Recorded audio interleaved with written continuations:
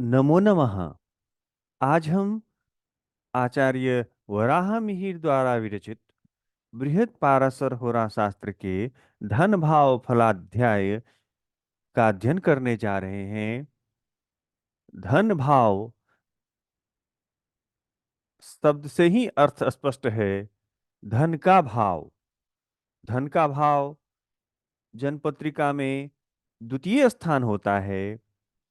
उसके शुभत्व का विचार हम वराह मिहिर जी के कथनों के अनुसार यहाँ हम अध्ययन करने जा रहे हैं एवं अन्य ग्रंथ के साथ इसकी तुलना भी हम करेंगे।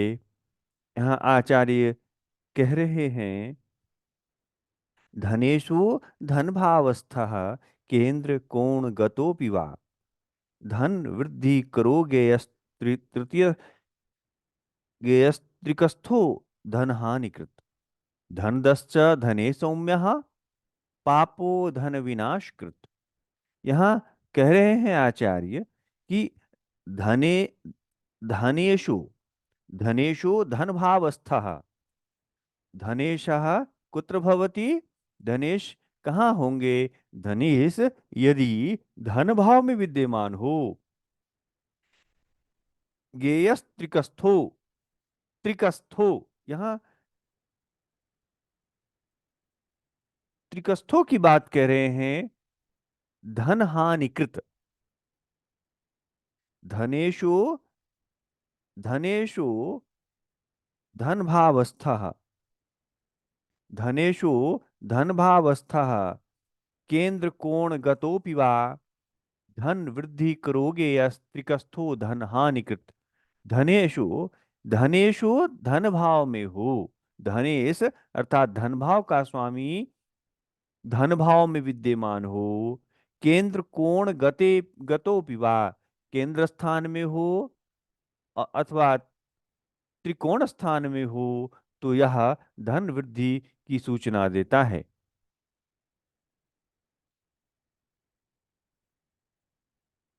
धनेश धनेश गेयस त्रिकस्थो धनानिकृत। यदि वही धनेश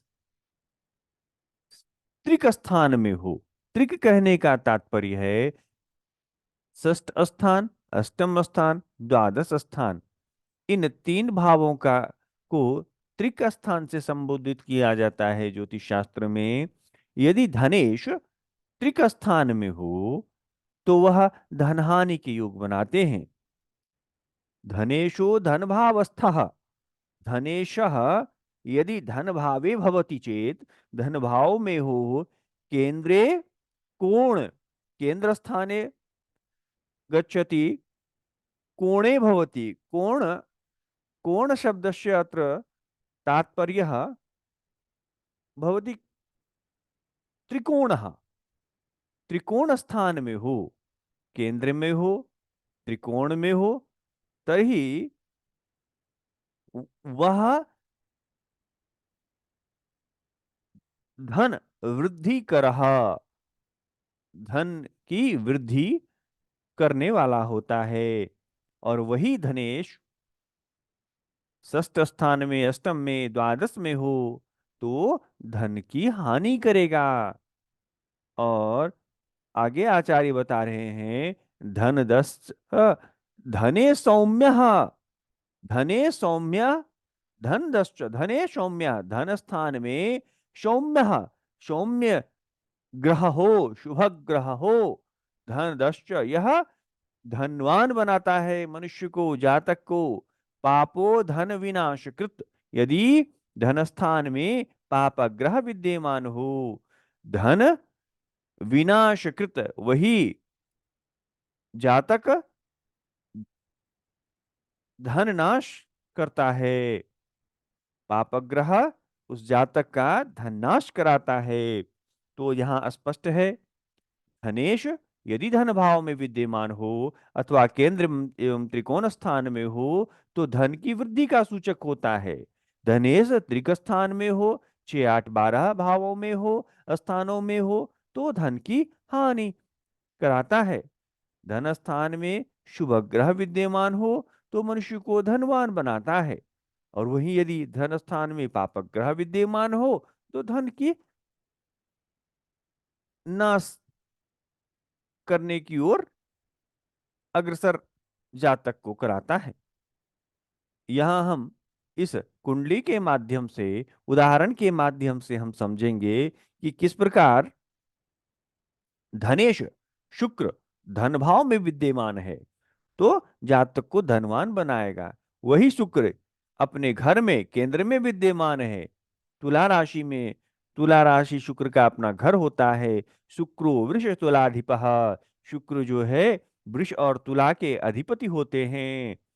शुक्र अपने घर में केंद्र में विद्यमान है तो यह धन की वृद्धि कराने वाला है। तो और यहाँ आप त्रिकोण स्थान में सिंह राशि में आप देख रहे हैं शुक्र हैं।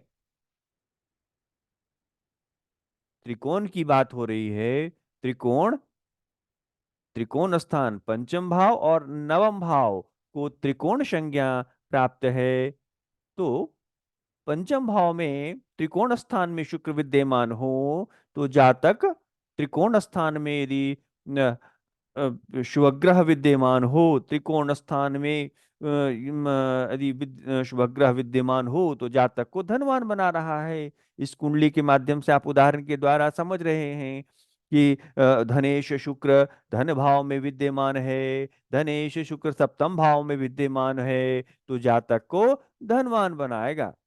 यही आगे की जनपत्रिका में आप देखिए, यही धनेश शुक्र षष्ठ स्थान में है, वही धनेश शुक्र अष्टम में है, वही धनेश शुक्र द्वादश में है तो जातक को निर्धन कोटि का बनाएगा। उसके पास में धन नहीं रुकेंगे, धन अनायास ही खर्च हो जाएंगे, धन रुकेंगे नहीं।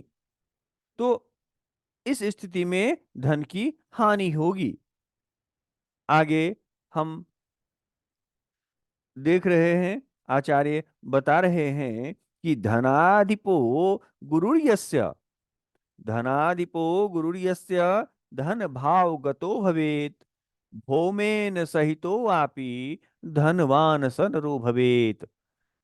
धनेश गुरु मतलब धन भाव का स्वामी गुरु धन भाव में ही हो, अथवा धनेश के साथ में गुरु मंगल के साथ होम के साथ धन भाव में हो तो मनुष्य धनवान होता है। स्पष्ट है। धनाधिपो धन का अधिपति, धन भाव का स्वामी, गुरु यस्य भाव का स्वामी धनेश गुरु हो। धन भाव का स्वामी कौन हो? बृहस्पति हो। और कहाँ हो? धन भाव गतो, धन भाव में गतो भवेत, धन भाव में विद्यमान हो, गए हुए हो। भौमेन सहितो और भौम के सहित हो, मंगल के साथ में वहां विद्यमान हो। धनवान स नरो भवेत, वह जातक धनवान होता है। यहाँ हम उदाहरण के माध्यम से देखते हैं। द्वितीय भाव का स्वामी धनु और मीन के अधिपति बृहस्पति होते हैं, और यहाँ बृहस्पति मंगल के साथ में विद्यमान है द्वितीय भाव में, धन भाव में, धनेश धन भाव में, भौम के साथ में। जैसा कि आपने पूर्व में श्लोक में पढ़ा कि धनाधिपो गुरुर्यस्य धन भाव गतो भवेत। धना धनाधिपो धन भाव का अधिपति, यहाँ धन भाव का अधिपति कौन है? बृहस्पति हैं। और धन भाव गतोपि धन भाव में विद्यमान है, भौमेन सहितो भौम के साथ में विद्यमान है तो वह मनुष्य कैसा होगा? वह जातक धनवान होगा। अब आगे की स्थिति आचार्य बताते हैं कि धने से लाभ भावस्थे, लाभे से वा धनम गते, तावभौ केंद्र कोणस्थो धनवान सनरो भवेत्। धनेश कहाँ हो? लाभ भाव में हो, अथवा लाभेश धन भाव में हो। लाभेश और धनेश केंद्र में हो एवं त्रिकोण में हो तो जातक धनवान होता है। लाभेश और धनेश केंद्र एवं त्रिकोण में हो तो जातक धनवान होगा। अब यहाँ एक संबंध बनाया जा रहा है कि धनेश का और लाभेश का, मतलब एक अन्योन्याश्रय संबंध जिसको हम कह सकते हैं यहाँ पर, कि एक मतलब चेंजिंग हो रहा है, यहाँ परिवर्तन हो रहा है यहाँ पर, कि एक धनेश लाभ भाव में आ रहे हैं और लाभेश धन भाव में हो रहे हैं, अथवा धनेश की स्थिति, धनेश और लाभेश की स्थिति क्या हो रहा है, यहाँ केंद्र और त्रिकोण के साथ में, केंद्र एवं त्रिकोण में हो, तो जातक वो जातक जो होगा वह धनवान कोटि का होगा, अत्यंत धनाढ्य होगा, कहिए तो धनवान प्रकृति का होगा। धनेश लाभावस्थे, धनेश लाभ लाभ भाव में हो, लाभ के घर में हो, लाभ कहने का तात्पर्य है, और व्यय कहने का तात्पर्य होता है एकादश और द्वादश। एकादश लाभ का स्थान होता है, द्वादश व्यय का स्थान होता है, धन अर्थात खजाना उसका स्थान द्वितीय भाव होता है। धनेश लाभ भावस्थे, लाभ इसे वा धनम गते, ताव भौ केंद्र कोणस्थो धनवान सनरो भवे, ताव भौ कहा। अब ये यहाँ कह रहे हैं लाभेश और धनेश धन भाव में हो, और धनेश लाभ भाव में हो, लाभेश और धनेश केंद्र एवं त्रिकोण स्थान में हो, तो जातक धनवान होगा। अब यहाँ इस जन्म कुंडली में देखेंगे कि अब आप ये देखिए कि द्वितीयेश अर्थात धनेश कौन है, बृहस्पति हैं, धनु के स्वामी बृहस्पति हैं, और लाभेश जहाँ 6 लिखा हुआ है वह एकादश स्थान है, और एकादश स्थान के अधिपति बुध हैं। बुध लाभ भाव के स्वामी हैं और धन भाव में स्थित हैं, और और धनेश के स्वामी गुरु जो लाभ भाव में विद्यमान हैं।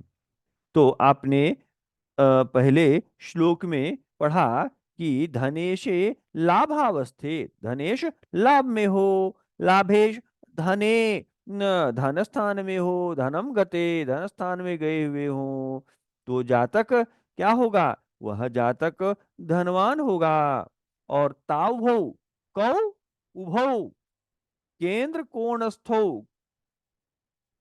अब केंद्र में हो और कोण में हो, त्रिकोण स्थान में हो। अब यहां आप दूसरी कुंडली में देखिए कि धनेश कहाँ है, त्रिकोण स्थान में विद्यमान है। त्रिकोण जहां द्वादश लिखा हुआ है, 12 लिखा हुआ है पंचम भाव में, गुरु 12 मीन राशि, और मीन राशि के अधिपति बृहस्पति होते हैं, और यहाँ आय भाव के अधिपति बुध जो कहाँ केंद्र स्थान में अपने मित्र के राशि में विद्यमान है, शनि के घर में विद्यमान है बुध केंद्र स्थान में, तो यह जातक को धनवान प्रकृति का बनाएगा। आगे हम आचार्य बता रहे हैं, धने से केंद्र राशि स्थे, लाभे से तत् त्रिकोण गे।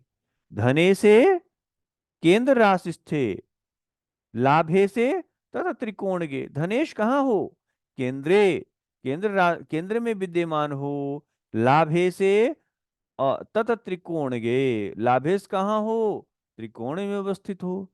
गुरु शुक्र युते दृष्टे, और गुरु शुक्र से युत हो, एवं दृष्टे लाभ मुदीरियेत, अथवा दृष्ट हो तो धन की प्राप्ति होती है। धनेश कहाँ हो, केंद्र में हो, त्रिकोण में लाभेश हो, गुरु शुक्र से युक्त हो, अथवा दृष्ट हो तो धन की प्राप्ति होती है, ऐसा आचार्य बता रहे हैं।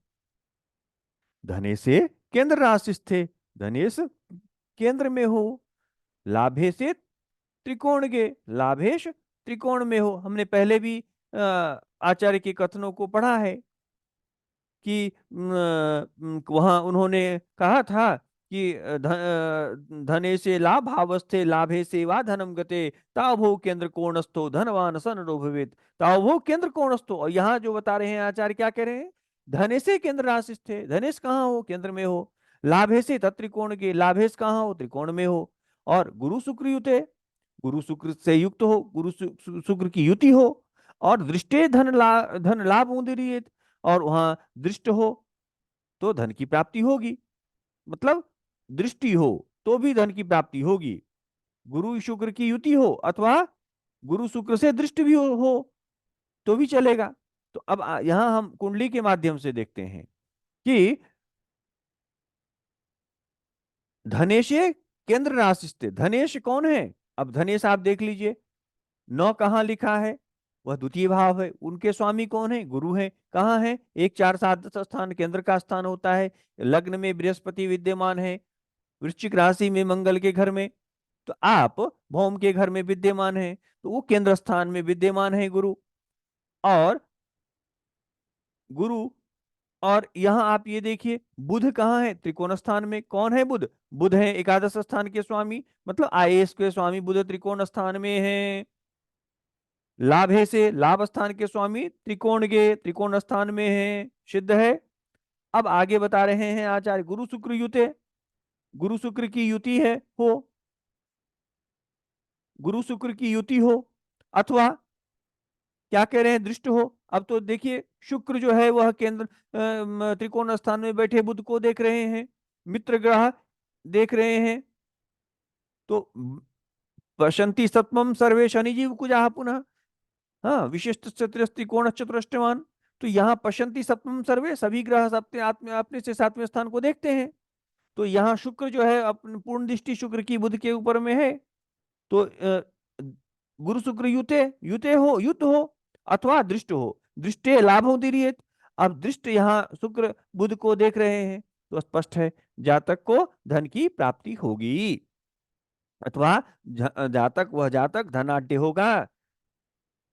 अब आगे हम देख रहे हैं, आचार्य बता रहे हैं यहाँ जात का अलंकार के कवि गणेश कवि कह रहे हैं कि थोड़ा मिलता जुलता ही है, आप लोग समझ पाएंगे। कोशाधीशः स्वरासो सुरगुरु सहितः सर्व संपत् प्रदः स्यात्, केंद्रे वा त्रिके चेत भवति ही मनुजः क्लेश भाग द्रव्यहीनः। द्रव्यहीन की बात कर रहे हैं आचार्य यहाँ। यदि द्वितीय गुरु के साथ अपनी राशि में अवस्थित हो, द्वितीय धन भाव का स्वामी गुरु अपनी राशि में स्थित हो, तो जातक सर्व संपत्तिवान होता है। यही स्थिति यदि केंद्र में हो तो अत्यधिक संपत्ति से युक्त होता है। 1 4 7 10 स्थान में हो तो वह अत्यधिक संपत्ति होता है। यदि गुरु से युक्त धनेश 6 8 12 स्थान में हो तो मनुष्य कष्टों से युक्त होता है और धनीन होता है। तो यह समझना है कि जातकालंकार के जो आचार्य हैं वह भी उसी विषय को यहाँ प्रतिपादित कर रहे हैं। दोनों में बहुत समानता है कहिए तो।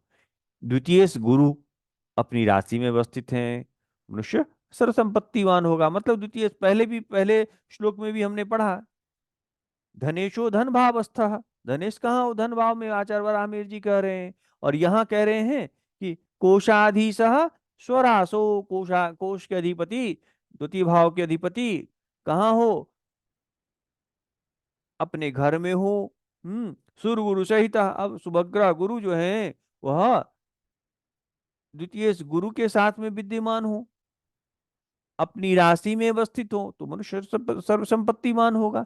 वही स्थिति जो है यदि केंद्र में हो, 1 4 7 स्थान में हो, तो संपत्ति युक्त होता है जातक। और यही गुरु जो है धनेश गुरु जो है 6 8 12 में हमने पहले भी पढ़ा, त्रिकस्थो पहले हमने देखा वहां।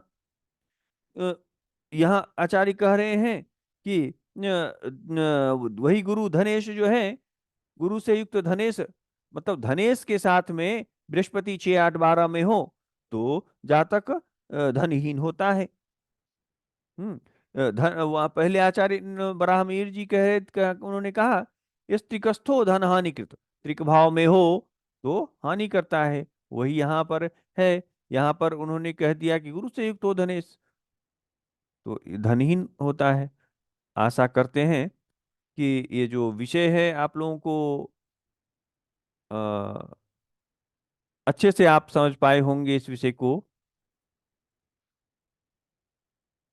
हम आगे की कक्षा में आगे की विषय वस्तु को हम रखेंगे।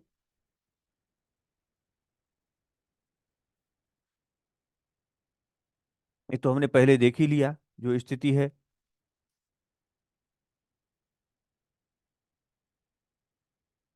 आगे की कक्षा में हम अभी द्वितीय भाव के विषय में हमने पढ़ा, अभी तृतीय भाव के विषय में हम पढ़ेंगे आगे। यहाँ आप एक उदाहरण के माध्यम से भी आप देख रहे हैं कि अ, द्वितीय गुरु धन भाव में है, वही गुरु अष्टम भाव में है, वही गुरु षष्ठ भाव में है, द्वादश स्थान में है। तो यह मनुष्य को धन हानि कराने वाला करेगा। हम्म। इतना कहकर मैं अपने विषय को यही समाप्त करता हूँ। आशा करते हैं कि यह विषय आप लोगों को अच्छा लगा होगा। धन्यवाद।